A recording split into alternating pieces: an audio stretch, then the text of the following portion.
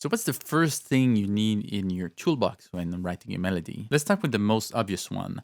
Music theory. Because I need to tell you something, and if you've been working hard to learn about music theory online, you might not like the sound of this. So you might have noticed that in all videos online who talks about melodic writing, they mostly talk about music theory. Well, I hate to break it to you, but there's so much more to melodic writing than only music theory. And something that I find online that is especially wrong is that we mostly learn about classical music theory from this 18th century. And basically, I think it's very misleading to think that we have the same ears today that we had 300 years ago. There are, of course, certain things that remain. I mean, human evolution, 300 years is not so much, right? But the thing is, the classical music theory is a very much of a social construct. It's what was cool back then, but it's only one system out of so many. Like, let me ask you a question. Does a beat maker today needs to learn about how Mozart was writing at the time? Even as a film composer who's writing orchestral music, I believe that there's so many information about classical music theory that you really don't need. Like, it's really cool to learn how to write a fugue, and I did a fugue class when I was myself in university 10 years ago.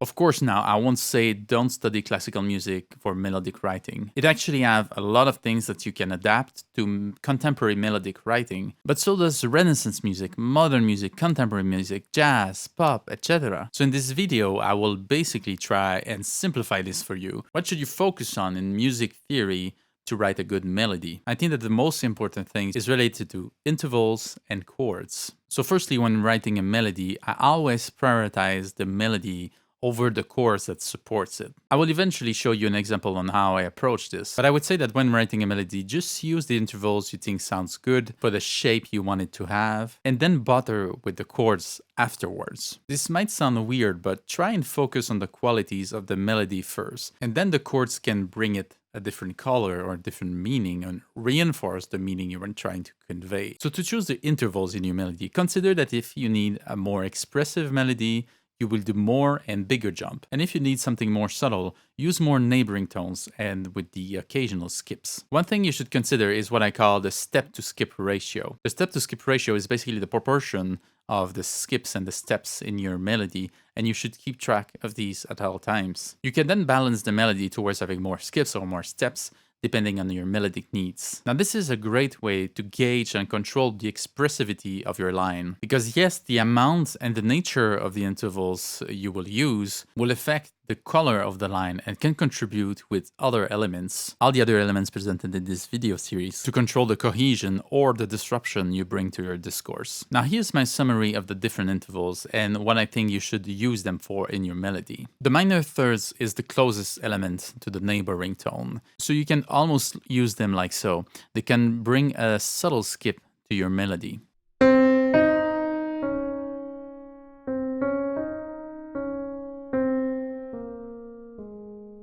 Now, major thirds, they are a more convincing skip. They can help create some space in your melody, but still staying a subtle skip.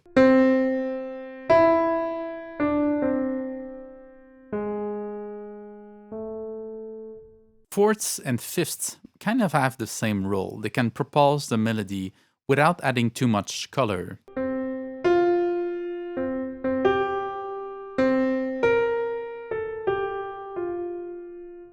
Now, the augmented fourth, or also called the diminished fifth, or the tritone, add a really intense and distinct color to your melody and might not be suited for all styles because it's so noticeable. They can be really hard to sing as well, and I think that's one of the reasons why we almost never hear them in a melody. And that's also why the skip is not allowed in modal counterpoint. Never heard about modal Renaissance counterpoint? Well, I have a video on this topic in this video series. Go check it out now or after this video. Now back to our intervals. Minor and major sixths have an equivalent color of the minor thirds or the major thirds because they are simply their inversions. But instead of doing a subtle skip, they do a large skip, so they are much more expressive.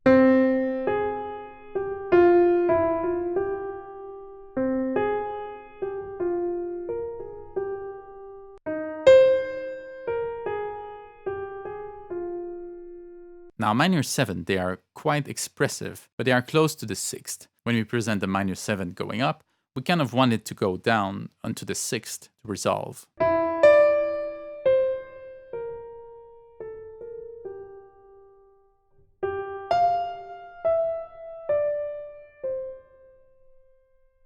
Now the major seventh is full of tension. It's quite different from the minor seventh. This one we want it to go up. Because it's close to the octave, we want it to resolve.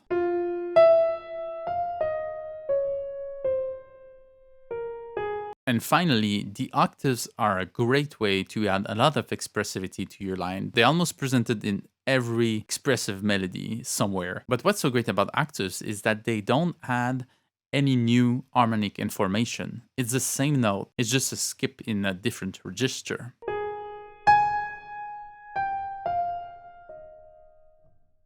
Now, it's no surprise that all of these effects can add up if you create multiple jumps in a melody. Let's take a look at this melody, for example.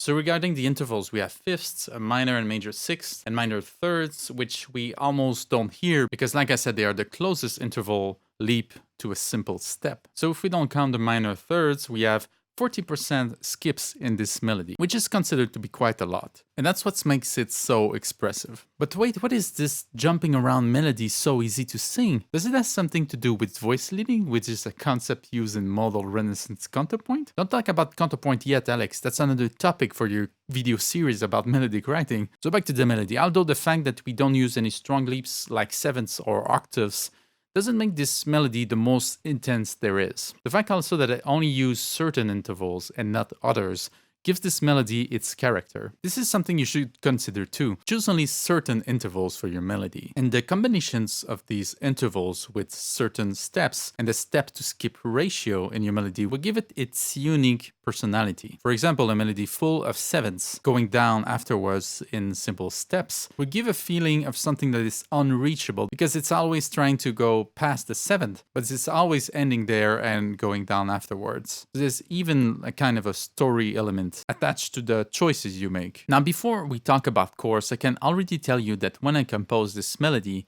I had no chords in mind. I was just making sure the melody was representing what I was looking for. In this case, I was looking for a melody that was emotionally complex, both warm and sad. If you're wondering how I created so complex emotions with only a handful of notes, well, this is particularly due to phrasing, which is also a topic that I'm addressing in this video series. So to explain how to find the right chords for your melody, I always think it's more straightforward to explain, although it might take some time for you to find the right chords. You should just simply use different kinds of chords, try them out, see what kind of color they bring to your melody, and ask yourself a couple questions. Should the chords be 3, 4, 5 notes? This can make a big difference if you're using only 3-note chords, and at a certain moment in your melody, you add in a 7th chord or even a 9th chord. Another good question is which notes the melody is presenting from the chord. That's kind of an important question because, for instance, if the melody is presenting a 7th to a chord that doesn't include the 7th, well, this gives a sense of independence to your melodic lines regarding the accompaniment.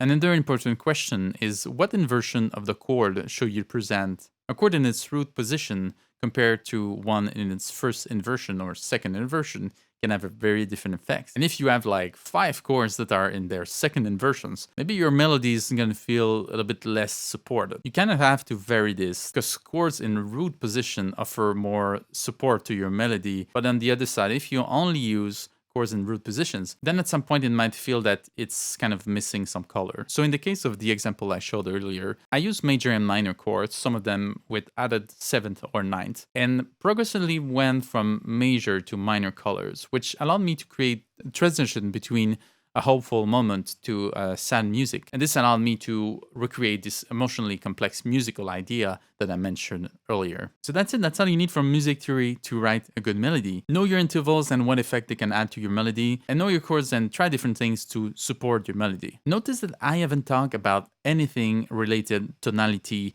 the degrees of your tonality, anything like that. I'm not a big believer of the usefulness of learning everything about tonality to apply in music today. I do am a big believer about something called modal counterpoint. You want to know more? Let me explain this to you in the next video.